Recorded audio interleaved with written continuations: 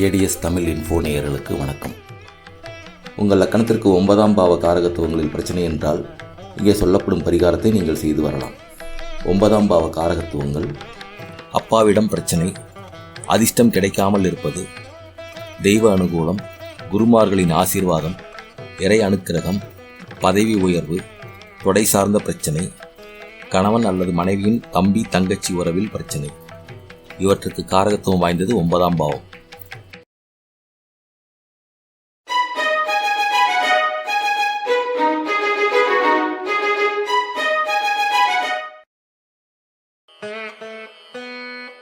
இந்த பதிவின் மூலமாக உங்களுக்கு ஒரு விஷயம் தெரிந்து அதை நீங்கள் செயல்படுத்தும் பொழுது செயல்படுத்தி வெற்றி கிடைக்க வேண்டும் என்று நீங்கள் நினைத்தால், அதன் பலன் உங்களுக்கு முழுமையாக கிடைக்க வேண்டுமானால் இந்த பதிவை ஒரு 10 பேருக்கு ஷேர் பண்ணுங்கள், லைக் பண்ணுங்கள்.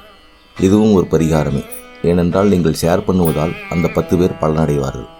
அந்த புண்ணிய பலன் உங்களை வந்து சேரும். உங்கள் பிரச்சனை விரைவில் தீரும். மேஷ லக்கணத்திற்கு 9ஆம் பாவம் தனுசு. தனுசு ராசியின் நடுநட்சத்திரம் பூராடம். பூராடத்தின் உணவுப் பொருள் காளான், வெள்ளரிக்காய். பூராடம் நட்சத்திரம் வரும் நாளில் காளான் பிரியாணி, காளான் ரைஸ், காளான் பப்ஸ், வெள்ளரிக்காய் போன்றவற்றை தானம் செய்து வரலாம். மேஷ லக்கணத்திற்கு 9ஆம் பாவத்திற்கு 11ஆம் பாவம் துலாம். துலாம் ராசியின் நடுநட்சத்திரம் சுவாதி. சுவாதி நட்சத்திரத்தின் உணவுப் பொருள் காபி, தேன் போன்றவை. சுவாதி நட்சத்திரம் வரும் நாளில் காபி, தேன் போன்றவற்றை தானம் செய்து வரலாம். ரிஷப லக்கணத்திற்கு 9ஆம் பாவம் மகரம். மகர ராசியின் நடுநட்சத்திரம் திருவோணம்.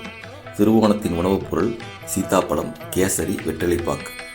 திருவோணம் நட்சத்திரம் வரும் நாளில் கேசரி, சீதாப்பழம், வெற்றிலைப்பாக்கு போன்றவற்றை தானம் செய்து வரலாம். ரிஷப லக்கணத்திற்கு 9ஆம் பாவத்திற்கு 11ஆம் பாவம் விருச்சிகம். விருச்சிக ராசியின் நடுநட்சத்திரம் அனுசம். அனுசத்தின் உணவுப் பொருள் வெண்பொங்கல், சப்போட்டா. அனுச நட்சத்திரம் வரும் நாளில் வெண்பொங்கல், சப்போட்டா போன்றவற்றை தானம் செய்து வரலாம். மிதுன லக்கணத்திற்கு 9ஆம் பாவம் கும்பம். கும்பராசியின் நடுநட்சத்திரம் சதயம். சதயத்தின் உணவுப் பொருள் கருப்பு திராட்சை. சதயம் நட்சத்திரம் வரும் நாளில் கருப்பு திராட்சை தானம் செய்து வரலாம். மிதுன லக்கணத்திற்கு 9ஆம் பாவத்திற்கு 11ஆம் பாவம் தனுசு. தனுசு ராசியின் நடுநட்சத்திரம் பூராடம். பூராடத்தின் உணவுப் பொருள் காளான், வெள்ளரிக்காய். பூராடம் நட்சத்திரம் வரும் நாளில் காளான் பிரியாணி, காளான் ரைஸ், காளான் பப்ஸ், வெள்ளரிக்காய் போன்றவற்றை தானம் செய்து வரலாம். கடக லக்கணத்திற்கு 9ஆம் பாவம் மீனம். மீனராசியின் நடுநட்சத்திரம் உத்திரட்டாதி. உத்திரட்டாதியின் உணவுப் பொருள் அன்னாசி பழம். உத்திரட்டாதி நட்சத்திரம் வரும் நாளில் அன்னாசி பழம் தானம் செய்து வரலாம். கடக லக்கணத்திற்கு 9ஆம் பாவத்திற்கு 11ஆம் பாவம் மகரம். மகர ராசியின் நடுநட்சத்திரம் திருவோணம்.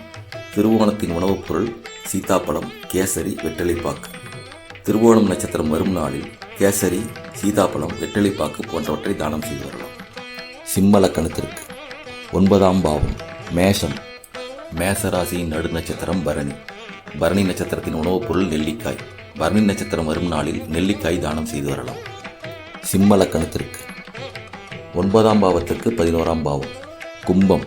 கும்பராசியின் நடுநட்சத்திரம் சதயம். சதயத்தின் உணவுப் பொருள் கருப்பு திராட்சை. சதயம் நட்சத்திரம் வரும் நாளில் கருப்பு திராட்சை தானம் செய்து வரலாம். கன்னி லக்கணத்திற்கு 9ஆம் பாவம் ரிஷபம். ரிஷபராசியின் நடுநட்சத்திரம் ரோகிணி. ரோகிணியின் உணவுப் பொருள் நாவல் பழம், பால்கோவா, பால் உணவுகள். ரோகிணி நட்சத்திரம் வரும் நாளில் நாவல் பழம், பால்கோவா, பால் உணவுகளை தானம் செய்து வரலாம். கன்னி லக்கணத்திற்கு 9ஆம் பாவத்திற்கு 11ஆம் பாவம் மீனம். மீனராசியின் நடுநட்சத்திரம் உத்திரட்டாதி. உத்திரட்டாதியின் உணவுப் பொருள் அன்னாசி பழம்.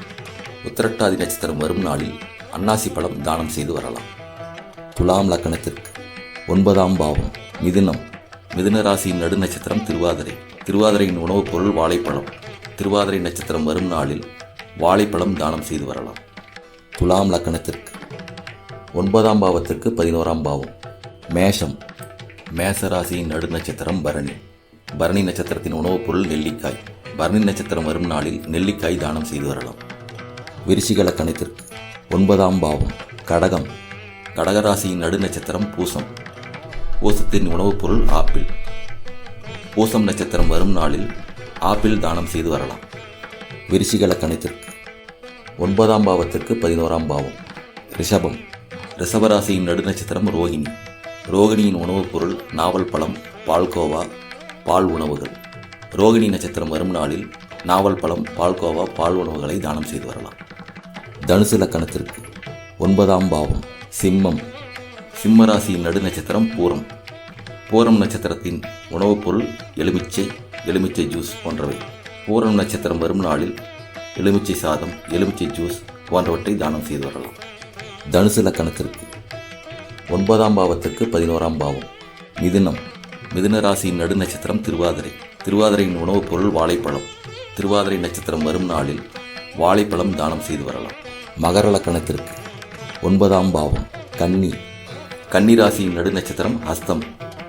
அஸ்தம் நட்சத்திரத்தின் உணவுப் பொருள் ஆரஞ்சு பழம்.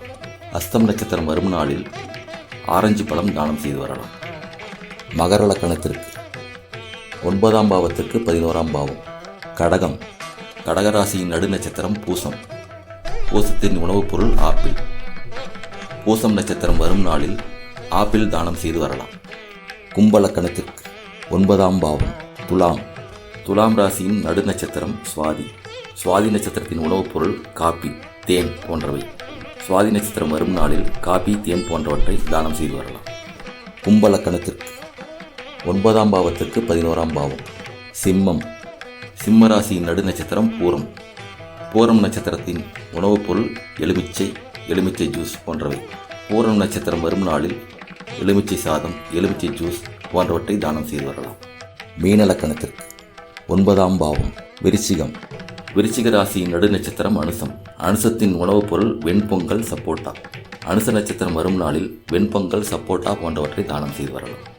மீன லக்கணத்திற்கு 9ஆம் பாவத்திற்கு 11ஆம் பாவம் கன்னி. கன்னி ராசியின் நடுநட்சத்திரம் அஸ்தம். அஸ்தம் நட்சத்திரத்தின் உணவுப் பொருள் ஆரஞ்சு பழம்.